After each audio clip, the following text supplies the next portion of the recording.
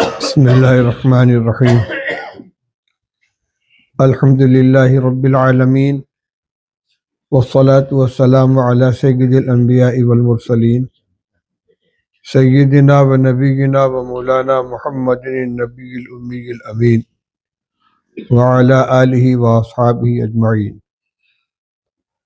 اما بعد فعن عمرو بن شعیب عن ابیہ عن جدہ رضی اللہ تعالی عنہ قال قال رسول اللہ صلی اللہ علیہ وسلم خصلتان من كانتا فیہ كتبہ اللہ شاکرا صابرا من نظر فی دینہ الی من هو فوقہ فاقتدى به ونظر فی دنیاہ الی من هو دونہ فحمد اللہ علی ما فضلہ اللہ علیہ كتبہ اللہ شاکرا صابرا ومن نظر فی دینہ الی من هو دونہ ونظر فی دنیاہ الی من هو فوقہ فأسف علی ما فاتہ منہا لم یکتبہ اللہ شاکرا ولا صابرا او کما قال رسول اللہ صلی اللہ علیہ وسلم۔ محترم بزرگوں، نوجوان دوستوں، عزیز بچوں، میں نے ابھی آپ کے سامنے حضرت عبداللہ ابن عمرو ابن عاص رضی اللہ عنہما کی روایت سے نبی کریم صلی اللہ تعالی علیہ وسلم کا ایک قیمتی ارشاد نقل کیا ہے، جس میں رسول اللہ صلی اللہ تعالی علیہ وسلم نے ایمان والوں کو زندگی گزارنے کا معیار عطا فرمایا ہے کہ دینی معاملات میں اور دنیاوی معاملات میں مومن کا معیار کیا ہونا چاہیے، اور اسی معیار کی بنیاد پر بندے کا اللہ کے یہاں شکر گزار اور صبر کرنے والے بندوں میں شمار ہونا یا نہ ہونا موقوف ہوتا ہے۔ پہلے حدیث پاک کا ترجمہ سماعت فرمائیں۔ حضرت عبداللہ ابن عمرو ابن عاص رضی اللہ عنہ ارشاد فرماتے ہیں کہ رسول اللہ صلی اللہ علیہ وسلم نے ارشاد فرمایا کہ دو خصلتیں ایسی ہیں، دو عادتیں، دو صفتیں، دو مزاج، کہ جس شخص کے اندر یہ دونوں پائی جائیں اللہ تعالیٰ اس کو شاکر اور صابر لوگوں میں لکھ لیتے ہیں۔ اللہ تعالیٰ کے یہاں اس کا نام شاکرین و صابرین کی فہرست میں لکھ لیا جاتا ہے کہ یہ بندہ اللہ کی نعمتوں کا شکر ادا کرنے والا اور اس کی آزمائشوں پر صبر کرنے والا ہے۔ اور جب شاکرین و صابرین کی فہرست میں اس کا نام لکھ لیا جاتا ہے تو شکر اور صبر پر دنیا اور آخرت میں جو کچھ ملنے والا ہے وہ سب اس کو ملتا ہے۔ اب وہ دو خصلتیں کیا کیا ہیں؟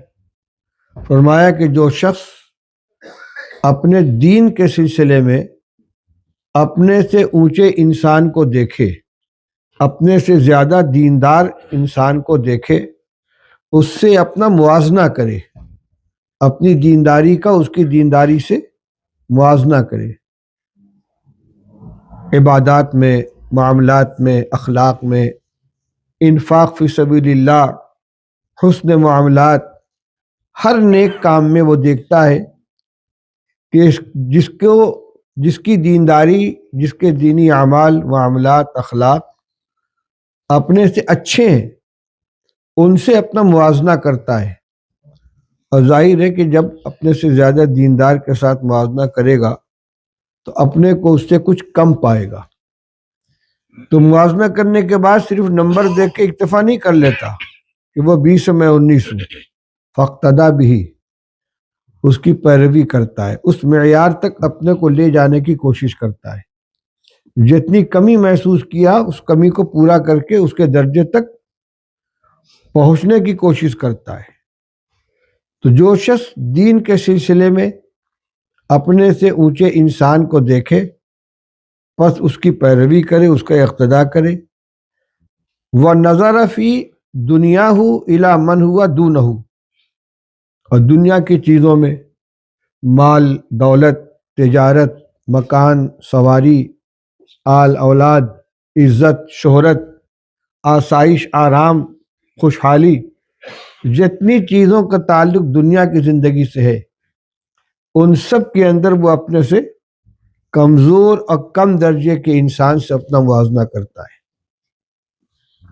اور جب اپنے کو اس سے بہتر پاتا ہے، ظاہر بات ہے کہ جب کمزور سے موازنہ کرے گا تو اپنی حالت اس سے بہتر نظر آئے گی۔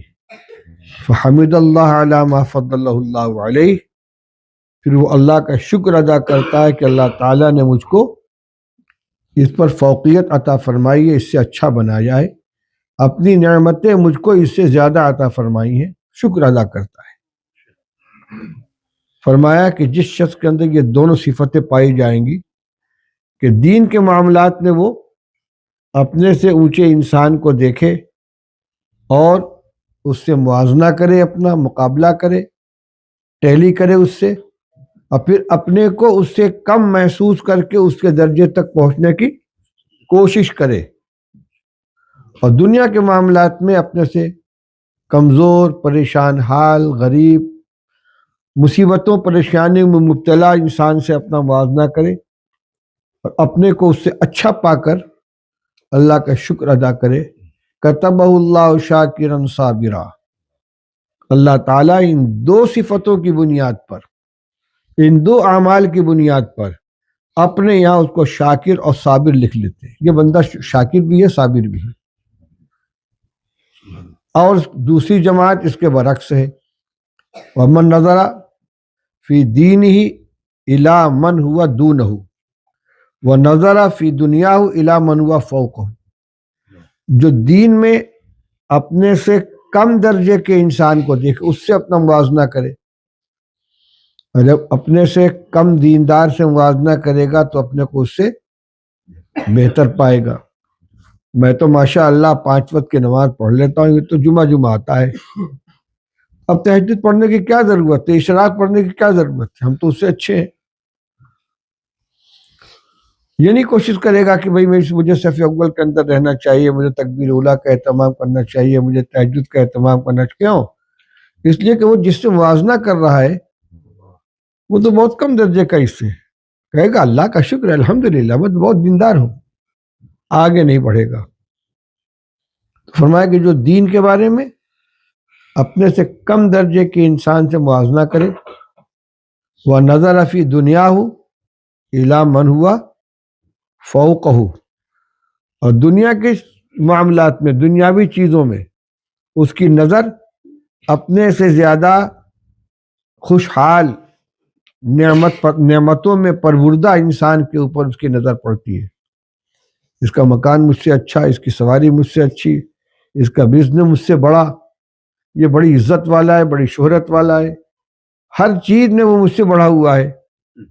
جب اپنے کو اس سے کم پائے گا فَأَسِفَ عَلَى مَا فَاتَهُ مِنْهَا، پھر دل میں تکلیف محسوس کرے، ہائے میرے پاس نہیں ہے، میرا گھر گھٹیا ہے، میری سواری گھٹیا ہے، میری آمدنی کم ہے۔ جو ہے اس کے پاس اس پر شکر ادا نہیں کر رہا ہے، جو نہیں ہے اس پر افسوس کر رہا ہے۔ ایسا تو نہیں کہ خالی ہاتھ ہے، دنیا اس کے پاس بھی ہے، اس کے پاس 20 ہے، اس کے پاس 19 ہے، تو جو 19 ہے اس پر شکر نہیں کرے گا، یہ جو 1% نہیں ہے اس پر افسوس کرے گا۔ اسف علی ما فاتہ منہا، جتنا فوت ہو گیا، جو نہیں ملا اس پر افسوس کرتا ہے۔ لم یکتب اللہ شاکرا ولا صابرا، اللہ تعالیٰ کے وہ شاکر صابر نہیں لکھا جائے گا، وہ ناشکرہ بے صبرہ ہے۔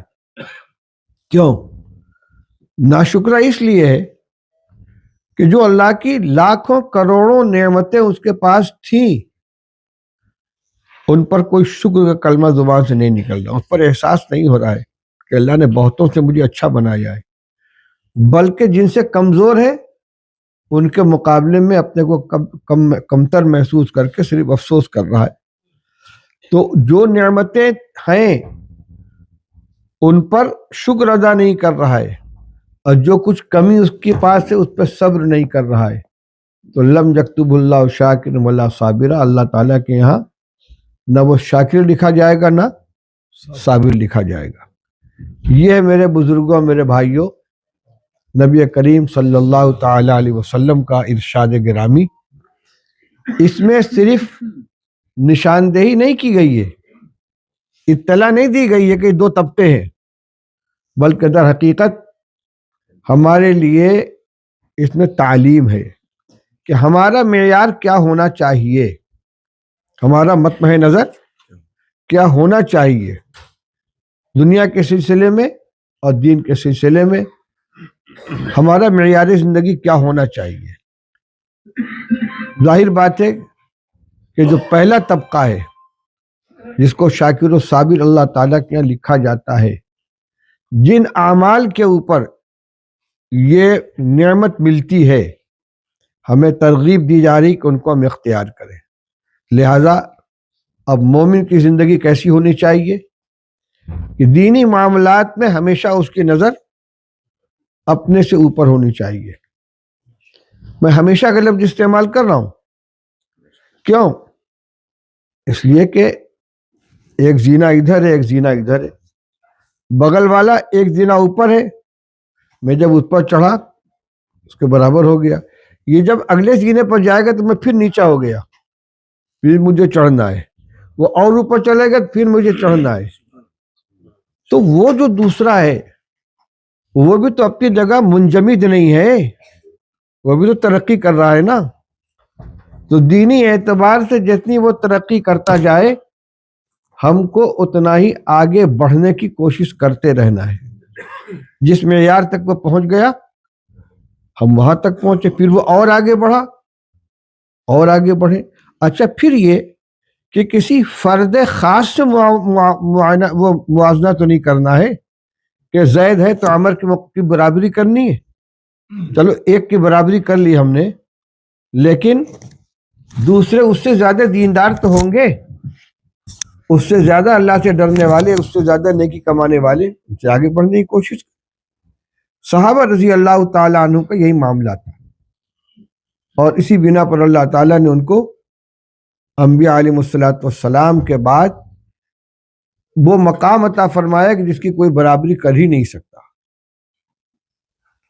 تنگی کے عالم میں، سختی کے عالم میں انہوں نے کیا کیا؟ یؤثرون علی انفسہم ولو کان بہم خصاصہ، اپنے پیٹ پہ پتھر باندھا، خود بھوکے سوئے، بچوں کو بھوکا سلایا اور مہمانوں کی خدمت کی، غریبوں کو کھانا کھلایا۔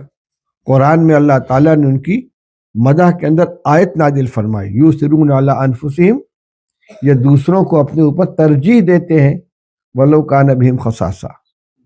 عام صحابہ کا یہ مزاج تھا کہ وہ کوشش کرتے تھے دینداری کے اندر آگے بڑھنے کی۔ واقعات ہیں حدیث میں، رسول اللہ صلی اللہ علیہ وسلم نے انفاق فی سبیل اللہ کی ترغیب دی، اللہ کے راستے میں خرچ کرو، غزوات میں خرچ کرنے کی ترغیب عطا فرمائی۔ بعض صحابہ خوشحال تھے، گھر گئے جو کچھ تھا لا کے پیش کر دیا۔ بعض وہ تھے جن کے پاس کچھ نہیں تھا، وہ بازار میں گئے، جا کر آواز لگائی، بھائی ہم سے کوئی مزدوری کرائے گا، کوئی مزدوری کرائے گا؟ کسی نے کہا یہ سامان ہے، اس کو میرے گھر تک پہنچا دو، 1 درہم دوں گا۔ بہت اچھا، لیا، سر پہ رکھا، گھر تک پہنچایا، 1 درہم ملا، لا کر حضور کی خدمت میں پیش کیا، رسول اللہ قبول فرما لیجیے۔ جس کے گھر میں 1 درہم نہیں ہے، وہ کمائی کر رہا ہے، مزدوری کر رہا ہے، کس لیے؟ اپنے پیٹ پالنے کے لیے نہیں۔ حضور صلی اللہ علیہ وسلم نے انفاق فی سبیل اللہ کی ترغیب دی ہے، میرے بس میں جو ہے میں اس کو کروں۔ غزوہ تبوک کے موقع پر جو کہ بہت سخت مقابلہ تھا، اس موقع پر رسول اللہ صلی اللہ علیہ وسلم نے اپنی عادت مبارکہ کے برخلاف بہت سے کام کیے۔ عموماً جب غزوہ کا ارادہ ہوتا تھا تو رسول اللہ صلی اللہ علیہ وسلم صحابہ کو صاف صاف بتلاتے نہیں تھے کہ کدھر کا سفر ہے، کتنی دور جانا ہے، بلکہ ایسا انداز اختیار کرتے تھے کہ اگر دشمن کے جاسوس یہاں موجود ہوں تو ان کو بھنک نہ لگ سکے، غلط فہمی کے شکار ہو۔ مثلا پچھم کی طرف سفر کرنا ہے تو پورب کے حالات پوچھتے تھے، یہاں منزل کتنی دور پڑتی ہے، کنواں کہاں ملے گا، راستہ کیسا ہے، اور اس کا اچانک سفر ہو جاتا تھا۔ مگر غزوہ تبوک میں جو کہ لمبا سفر تھا اور بڑے دشمن سے مقابلہ تھا، تو پہلے سے آپ نے تیاری کی تھی، صاف صاف اعلان فرما دیا تھا۔ اس موقع پر بہت سے ایسے صحابہ تھے کہ جن کے پاس نہ سواری ہے، نہ ہتھیار ہے، نہ توشہ ہے، تو صحابہ رضی اللہ تعالیٰ عنہ میں آپ نے اعلان فرمایا خرچ کرو۔ اسی وقت کا یہ واقعہ ہے۔ حضرت عمر رضی اللہ تعالیٰ فرماتے ہیں کہ میری یہ تمنا تھی کہ کسی موقع پر اللہ تعالیٰ مجھ کو حضرت ابوبکر رضی اللہ تعالیٰ عنہ سے زیادہ خدمت کرنے کا موقع عطا فرما دے۔ اس وقت اللہ کے فضل سے میرے پاس بہت کچھ تھا، خوشی خوشی میں گھر گیا، جو کچھ بھی گھر میں تھا سب کو 2 حصوں میں بانٹ دیا، آدھا آدھا کیا، آدھا گھر چھوڑا اور آدھا لا کر حضور کی خدمت میں پیش کر دیا۔ ادھر صدیق اکبر رضی اللہ تعالیٰ بھی لے کر آ گئے۔ رسول اللہ صلی اللہ علیہ وسلم نے حضرت عمر رضی اللہ عنہ سے پوچھا میں گھر میں کیا چھوڑا، یعنی فرمایا کیا لائے، اس لیے کہ صحابہ کا مزاج یہ تھا، وہ یہ سمجھتے تھے کہ ہماری اصل ضرورت یہاں کی نہیں بلکہ وہاں کی ہے، وہاں کے لیے ہمیں خرچ کرنا، یہاں تو بقدر ضرورت بچا کے رکھنا ہے۔ کیا فرمایا؟ گھر والوں کے لیے کیا چھوڑا؟ کہ یا رسول اللہ میں نے ہر چیز کے 2 حصے کر دیے، آدھا گھر والوں کے لیے چھوڑا، آدھا لے کے خدمت میں حاضر ہو گیا ہوں۔ حضرت عمر رضی اللہ تعالیٰ عنہ اپنے جی میں خوش ہیں، اللہ نے آج توفیق عطا فرمائی ہے، انشاءاللہ آج نمبر آئے گا۔ پھر آپ نے صدیق اکبر رضی اللہ عنہ سے پوچھا ابو بکر تم نے گھر میں کیا چھوڑا؟ کہ اللہ اور اس کے رسول کا نام چھوڑ دیا ہے، باقی سب لے کر آ گیا، کچھ نہیں چھوڑا تھا گھر میں۔ حضرت عمر رضی اللہ عنہ فرماتے ہیں سمجھ گیا کہ اللہ تعالیٰ جس کو بڑھانا چاہے میں اس کا مقابلہ نہیں کر سکتا۔ صدیق اکبر اول نمبر رہیں گے۔ وہاں فکر اس کی نہیں کہ ہم بچائیں کیسے، فکر اس کی ہے کہ ہم خرچ کرنے میں بڑھیں کیسے۔ عبادات کے اندر رسول اللہ صلی اللہ علیہ وسلم کو صحابہ کرام کو روکنا پڑتا تھا۔ یہی صحابی جن کی روایت میں پیش کر رہا ہوں، حضرت عبداللہ ابن عمرو ابن عاص رضی اللہ تعالیٰ، ان کو اطلاع ملی کہ رسول یہ رات بھر نماز پڑھتے ہیں اور ہمیشہ روزہ رکھتے ہیں۔ آپ ان کے گھر تشریف لے گئے یا ان سے کو بلوایا، اور آپ نے فرمایا مجھے یہ اطلاع ملی ہے کہ تم روزانہ روزہ رکھتے ہو اور رات بھر نماز پڑھتے ہو، پورا قرآن روزانہ پڑھتے ہو۔ انہوں نے کہا یا رسول اللہ۔ آپ نے فرمایا مہینے میں 1 قرآن ختم کیا کرو اور مہینے میں 3 روزے رکھا کرو۔ کہنے لگے یا رسول اللہ کچھ بڑھا دیجئے، بہت کم ہے، کچھ اضافہ کر دیجئے۔ آپ نے کہا کچھ اور اضافہ کر دیا، کچھ اور اضافہ کر دیا، حتیٰ کہ آخر میں یہ طے ہوا کہ 1 دن روزہ رکھیں گے، 1 دن افطار کریں گے، اور 3 دن میں قرآن مکمل کریں گے۔ وہ بڑھانا چاہتے ہیں، رسول اللہ صلی اللہ علیہ وسلم اس کو گھٹا رہے ہیں۔ چنانچہ زندگی بھر ان کا یہی عمل رہا۔ حدیث میں آتا ہے کہ جب بوڑھے ہو گئے عبداللہ ابن عمرو ابن عاص رضی اللہ تعالیٰ عنہ، وہ یہ نہیں چاہتے تھے کہ جس حال میں رسول اللہ صلی اللہ علیہ وسلم کو ہم نے چھوڑا ہے، حضور کی زندگی میں، آپ کی ظاہری حیات میں ہماری جو عملی صورت تھی اس میں کوئی کمی پیدا ہو، اس لیے بڑھاپے میں بھی اسی طریقے سے عبادت کرتے تھے، شب گزاری اور 1 دن روزہ 1 دن افطار۔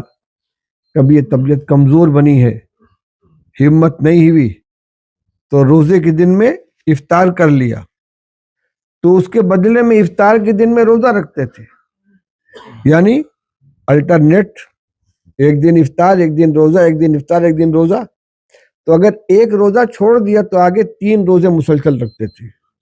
کہتے تھے کہ رسول اللہ صلی اللہ علیہ وسلم کے زمانے میں جو میرا عمل تھا اسے گھٹنا نہیں چاہیے، کاش میں نے حضور صلی اللہ علیہ وسلم کی دی ہوئی رخصت قبول کر لی ہوتی۔ 1-2 واقعات نہیں ہیں۔ حضرت سعد بن ابی وقاص رضی اللہ تعالیٰ عنہ فتح مکہ کے موقع پر حضور کے ساتھ تھے، مکہ مکرمہ میں تھے، بیمار ہو گئے اور سخت بیمار ہو گئے، اتنے بیمار ہوئے کہ زندگی سے مایوس ہو گئے۔ حضور صلی اللہ علیہ وسلم کی عیادت کے لیے تشریف لے گئے، کہنے لگے یا رسول اللہ میری صرف ایک بیٹی ہے اور مجھے کوئی اولاد نہیں ہے، کیا میں اپنا سارا مال وقف کر دوں، صدقہ کر دوں؟ آپ نے فرمایا نہیں۔ کہنے لگے یا رسول اللہ 2/3 2/3؟ فرمایا نہیں۔ کہ یا رسول اللہ آدھا، ہاف؟ فرمایا نہیں۔ کہ یا رسول اللہ 1/3 1/3؟ فرمایا الثلث والثلث کثیر، ٹھیک ہے، تہائی صدقہ کر سکتے ہو، تہائی وقف کر سکتے ہو، اور تہائی بہت ہے، کم نہیں ہے۔ پھر فرمایا انک ان تذر ورثتک اغنیاء خیر من ان تذرہم عالۃ یتکففون الناس، تم اپنے پیچھے اپنی اولاد کو خوشحال چھوڑ کر جاؤ، غنی مت چھوڑ کر جاؤ، یہ بہتر ہے بمقابلے اس کے کہ تم ان کو فقیر چھوڑ کر جاؤ، وہ لوگوں کے سامنے ہاتھ پھیلانے پر مجبور ہو۔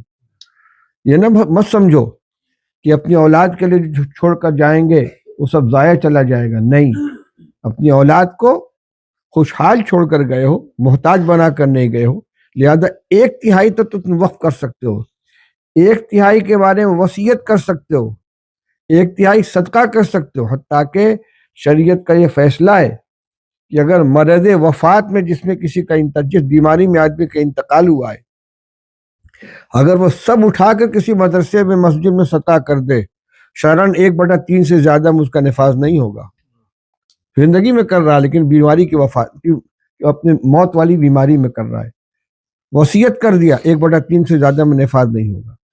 میں تو یہ بتلا رہا ہوں کہ حضرت سعد بن وقاص رضی اللہ تعالیٰ سب وقف کرنا چاہتے ہیں، سب صدقہ کرنا چاہتے ہیں، آپ فرماتے نہیں، 2/3 نہیں، آدھا نہیں، 1/3؟ فرمایا 1/3 بہت ہے، چلو۔ وہاں مقابلہ اس میں ہوتا تھا۔ پھر آپ نے ان کو تسلی دی کہ انشاءاللہ تم زندہ رہو گے، اللہ تعالیٰ تم کو اختیارات دیں گے۔ چنانچہ بعد میں ان کو اللہ تعالیٰ نے اولادیں عطا فرمائی۔ حضرت سعد بن وقاص رضی اللہ عنہ دیر تک زندہ رہے۔ حضرت عمر رضی اللہ عنہ کے دور خلافت میں مختلف علاقوں کے گورنر تھے، کوفہ کے گورنر رہے یہ، اور بڑے بڑے مارکوں کے اندر سپہ سالار بن کر گئے ہیں، اللہ نے اولادیں عطا فرمائی، لیکن اس وقت بیمار تھے اور سمجھتے تھے کہ میں بچوں گا نہیں۔ بیٹی موجود ہے ایک، کہ بیٹی ہے، اس کو اللہ تعالیٰ پرورش فرمائیں کہ میں سب صدقہ کرنا چاہتا ہوں۔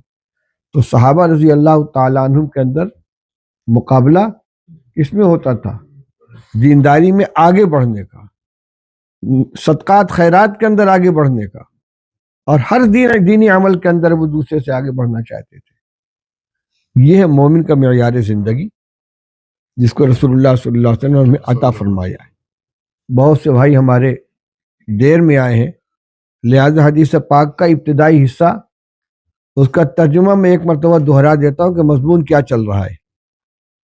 حضرت نبی کریم صلی اللہ تعالی علیہ وسلم نے یہ ارشاد فرمایا ہے کہ 2 عادتیں، 2 صفتیں ایسی ہیں کہ جس بندے کے اندر یہ دونوں پائی جائیں گی، اللہ تعالیٰ کے یہاں وہ شکر گزار اور صبر کرنے والا بندہ لکھ لیا جائے گا، شاکر و صابر لکھ لیا جائے گا۔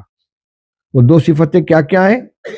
جو دینی معاملات میں، دین پر عمل کرنے میں اپنے سے اونچے انسان سے موازنہ کرے، اپنا موازنہ مقابلہ، اور پھر اس کی پیروی کرنے کی کوشش کرے، اس کے برابر ہونے کی، اس کی نقل کرنے کی کوشش کرے، اور دنیا کے معیار زندگی، دنیا کی چیزوں اور آسائشوں کے سلسلے میں اپنے سے کمزور انسان کو دیکھے، اس سے موازنہ کرے، اور پھر اللہ کا شکر ادا کرے کہ اللہ نے مجھ کو اس سے بہتر بنایا ہے۔ وہ اللہ تعالیٰ کے یہاں شاکر و صابر لکھا جاتا ہے، یہ میری نعمتوں پر شکر ادا کرنے والا ہے، اور جو چیزیں میں نے اسے نہیں دی ہیں اس پر صبر کرنے والا ہے۔ اور جو بندہ اس کے برخلاف عادتوں کا شکار ہوتا ہے کہ دینی معاملات میں تو وہ اپنے سے کم درجے کے انسان کو دیکھتا ہے اور اپنے کو اس سے بہتر پاتا، لہذا آگے بڑھنے کی کوشش نہیں کرتا، دنیاوی معاملات میں اپنے سے اوپر انسان کو دیکھتا ہے اور اس سے اپنے کو کم محسوس کر کے دل میں تکلیف محسوس کرتا ہے، وہ ناشکرہ اور ناصبرہ لکھا جاتا ہے۔